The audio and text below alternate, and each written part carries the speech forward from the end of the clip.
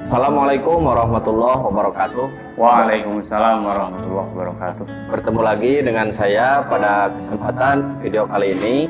Bertemu dengan saya Ruli Imam Abdillah. Saya kali ini dengan rekan saya yaitu Kang Dede dari Cikalong. Kita sama-sama di sini akan ngobrol perkara tentang kehidupan lah. Tentu kehidupan itu sangat luas cakupannya. Dan kita di sini akan ngobrol bebas aja, ngobrol bebas tanpa ada aturan-aturan baku, yang mana nanti kita akan interaktif ngobrol dengan Kang Dede. Dan ya bagi yang menyimak, siapkan pikiran kita dan siapkan juga kopi ya kalau ada, supaya tambah cenghar gitu ya, tambah fresh, tambah dapat rileks dalam menyimak obrolan dari kita kali ini. Ya, betul. Tanpa skrip kan ini kan? Tanpa skrip, ini asli, tanpa pure naskah, bebas. Pure bebas. Pak Dede, ginilah, kita kasih judul aja nih. Ya, gimana kali judulnya? ini? Judulnya itu Opak. Opak ya. Apa itu opak? Obrolin perkara kehidupan. Obrolin perkara kehidupan disingkat jadi obrolin, opak gitu ya. Menarik ya. Perkara kehidupan. Mantap ya. Nah, gini Pak Dede.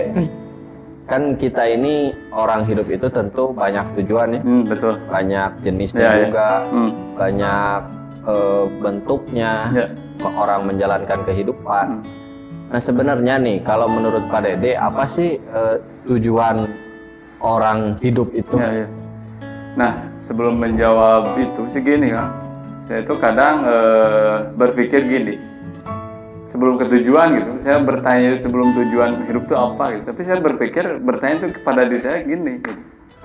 Kenapa sih saya itu hidup gitu? Ya, benar. Itu jawaban yang memang perlu dicari. Kenapa orang itu berhirup kalau bahasa Sundanya seperti itu? Apakah semata-mata ini kebetulan? Gitu? Atau memang kita itu sudah disetting atau memang apa gitu? Kenapa sih saya itu hidup gitu? Kayaknya sih kebetulan. Kebetulan Pak. Ya. Kayaknya kebetulan. Ya, karena nggak ada lah orang ya yang berencana untuk lahir di tempat seperti apa gitu kan. Ya tentu menurut saya yang lihat video ini juga kita pasti meyakini hidup itu adalah kebetulan. Gimana terus Pak Dede? Artinya kalau memang kebetulan gitu kan. Artinya kita nggak pernah pesan kan untuk hidup gitu kan. Tapi kadang gini. Kita hidup nih di dunia gitu kan, hidup. Kadang tadi bertanya ya seperti kenapa gitu orang itu hidup, kenapa orang itu berhidup gitu. Pertanyaan kita itu hidup atau dihidupkan kan gitu. Kalau kita itu hidup, kita kan akan mati kan gitu. Berarti itu ada sebuah pertanyaan yang harus dijawab dulu gitu. Kita itu hidup atau dihidupkan gitu kan. Sebetulnya gitu, secara bahasan ini gitu. Ya luar biasa ya. Hidup atau dihidupkan. Jadi dibedah dulu katanya. Katanya. Kalau menurut saya sih dihidupkan. Dihidupkan. Jadi kita hanya terhidupi ya. Tidak hidup gitu. Kalau kita hidup kita tidak akan mati. Kalau kita mati dan kita tidak ada berarti kita terhidupi gitu. Jadi jawabannya saya kira kita terhidupi lah gitu. Terus gimana Pak Dede? Ya, saya juga setuju kalau kita itu dihidupkan. Setuju ya, kita dihidupkan memang gitu kan. Ya, karena ya pertama kalau kita memang hidup, pasti kita terus hidup kan gitu. Nggak pernah mati kan. Terus yang selanjutnya gini kan, karena kita itu dihidupkan gitu. Tentunya kembali lagi kita tujuan hidup itu kan gitu. Artinya kalau tujuan hidup kita itu dihidupkan, berarti kita itu punya tujuan atau enggak gitu kan? Karena kita tuh dihidupkan. Iya juga ya. Kalau kita dihidupkan, kita asalnya pasti nggak punya tujuan hidup. Gitu. Saya rada menangkap gitu dari apa yang dibicarakan Pak Dede. Artinya bahwa kita ini karena tadi kebetulan. Kita pasti didesain oleh sesuatu itu. Yang dia itu pasti punya tujuan. Punya tujuan, ya pastilah. Nah, yang jadi pertanyaan, dianya itu siapa dan dia itu ingin seperti apa? Seperti gitu. itu. Soalnya gini kan, seperti HP gini kan. atau komputer atau pasti kan yang membuat komputer itu mempunyai tujuan gitu kan. Yeah. Untuk tapi kan komputernya sendiri gitu kan. Iya. Nah, apakah kita itu seperti komputer gitu atau memang kita itu ada harus mempunyai tujuan gitu atau memang seperti apa lah gitu itu. Karena memang kita itu kan tadi itu kita pesan gitu. Kita itu memang dihidupkan. Terus kalau bertanya tujuan hidup itu apa? Yang menghidupkan itu siapa gitu. Gitu pertanyaannya. Iya. Berarti tujuan kita harus sesuai dengan yang menghidupkan. Yang menghidupkan. Ya. Karena kalau tidak sesuai dengan yang menghidupkan, artinya ya kita mau bisa apa sih gitu. Iya. Artinya kita akan keluar dari rancangan yang sudah di konsep ya oleh yang menciptakan kita, yang menghidupkan kita. Ya saya rasa masing-masing yang nonton video ini tahulah siapa ya yang menghidupkan. Saya tidak akan menyebutkan. Ya rasakan saja, pikirkan saja sendiri. Oke lah. Kita kembali lagi ke tujuan tadi. Kalau misalnya tujuan dia yang menghidupkan kita itu untuk sesuatu, katakanlah kalau di Islam itu tujuan manusia itu kan diciptakan wa ma khalaqtul jinna wal insa illa liya'budun. Tapi kadangkala Kang di Islam sendiri yang saya lihat penafsiran liya'budun itu hanya ditafsirkan ibadah ritualitas gitu. Formalitas ya. Ibadah ritual-ritual yang bentuknya fisikal. Menurut saya pernah mendengarkan pengajian. Kalau yang muslim nih ya, tujuan hidupnya itu liya'budun di situ ael ya'rifun. Jadi disuruh kenal dulu sama yang menciptakan, sama yang menghidupkan gitu.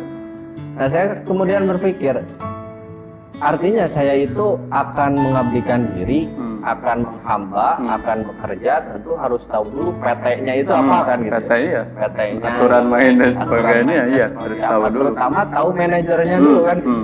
Nanti jangan-jangan kita kerja pada setan gitu kan. Misalnya kita kerja di industri, kita kerja di mana, kita nggak tahu majikan. Jadi kalau di Islam memang dia itu diciptakan untuk mengenal dulu sebetulnya. Jadi proses dari ibadah tersendiri itu proses menuju ke pengenalan terhadap Sang Khalik. Namun ya itu Kang, pada posisinya kita itu dilupakan seolah-olah untuk mengenal yang namanya Tuhan. Jadi gimana Kang gitu? Nah sebelum ke sana kan tadi liya'budun itu ya, tujuan itu ada emang sudah jelas itu liya'budun. Tapi saya juga kadang bertanya pada diri itu gitu, kenapa Tuhan itu menciptakan manusia itu supaya beribadah gitu kan? Itu kan perlu dijawab juga alasannya dulu kan gitu. Nah sih buat kudu dititah ibadah orang teh kan gitu. Entah dititah naon gitu kan. Itu kan perlu dijawab juga kalau menurut saya gitu. Kenapa gitu? Tuhan itu menciptakan manusia itu manusia untuk ibadah. Kira-kira gimana? Saya juga itu ya. Ini kan diskusi kan tanpa skrip kan ini. Justru di sini gitu kita berpikir ide apa adanya kita keluarkan di sini gitu. Kira-kira ada nggak jawabannya itu? Kalau menurut saya tujuan dia itu menciptakan manusia. Tujuan dia menghidupkan gitu ya sesuatu itu karena dia itu berawal dari cinta. Berawal dari cinta ya, menarik nih. Berawal dari kasih sayang. Berawal dari keterbukaan ingin memiliki sesuatu yang dicintai, ingin ada objek yang dicintai dan si objek itu pun mencintai dirinya. Gitu ya. Dia ingin menciptakan sesuatu, lalu dia dikenal dengan ciptaannya itu. Jadi kan kalau di hadisnya untuk Kang Jan ya, bahwa aku pemberdaharaan yang tersembunyi, lalu aku ciptakan dan aku ingin dikenal.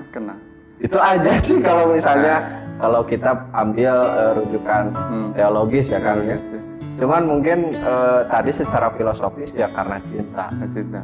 Karena ya dia sangat mencintai kita gitu ya. Meskipun ya bertepuk sebelah tangan.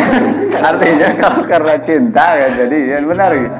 Karena cinta berarti ya harus dijawab juga dong kecintaannya itu. Gitu. Iya, nah, itu. Betul.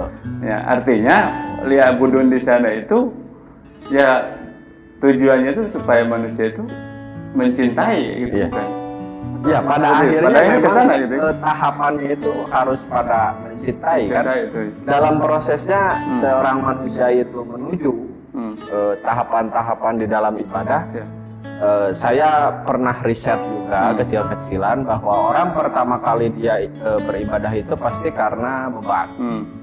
Seperti contoh anak lah, itu kan disuruh sholat, yaitu merasa terbebani, terganggu mainnya, terganggu aktivitasnya. Ada yang memang orang itu di tahap kedua dia beribadah karena hanya sekedar menggugurkan kewajiban. Dan itu biasanya saya temukan alasannya itu gini, udah sholat belum?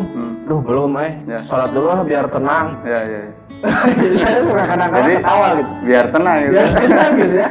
Jadi dia biar wajib, kan wajib itu berat hutang ya kan, harus dibayar gitu.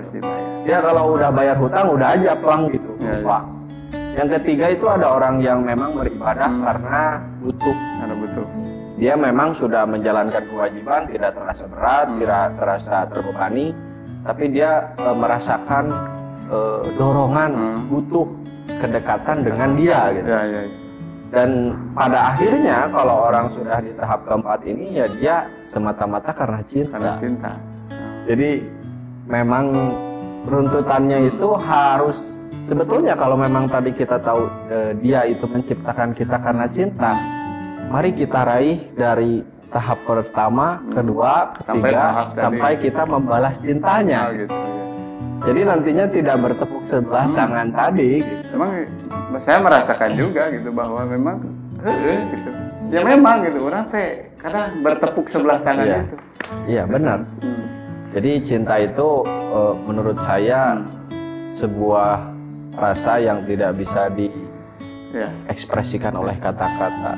Kita tahulah Robiah Al-Adawiyah misalnya, atau Eric Fromm, para orang-orang yang menjalani laku gitu, sehingga dia mencapai ekstase puncak kecintaannya terhadap dia gitu ya. Kalau dari kata cinta itu berarti gini kan, artinya tadi kan diulang lagi kan, kita itu hidup dan dihidupkan gitu kan. Itu memang dihidupkan bukan hidup kan. Gitu.